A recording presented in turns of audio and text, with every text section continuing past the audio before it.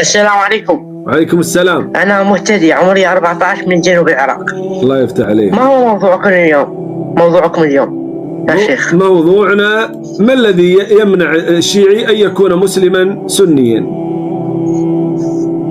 الذي يمنعه هو المعممين طبعا، الذين يصدونهم عن سبيل الله بسبب كذبهم ودعوتهم إنهم يكرهون الإمام علي رضي الله عنه وارضاه، وهذه كذوبة عظيمة طبعا. نور الله بصيرتك.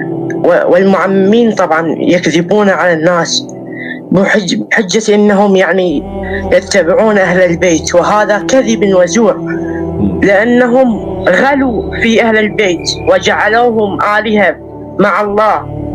طيب، ما هي رسالتك؟ يعني أنت وأنت عمرك 14 سنة، الله ينور بصيرتك ويفتح عليك، يعني أسأل الله أن يزيدك هدى وأن يجعلك من المصلحين. والله نصيحتي لهم أن لا يتشددوا وأن يعرفوا الحق، لأن الحق موجود. ما دام الحق والأدلة موجودة فما زال الحق موجود.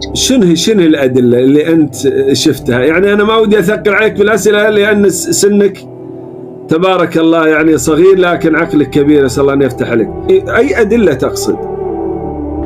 أدلة يعني من التاريخ يعني عن أهل البيت والصحابة، لأن الله أمرنا يعني في اتباع الصحابة رضوان الله عليهم. الله. كما قال: والذين اتبعوهم بإحسان رضي الله عنهم ورضوا عنه.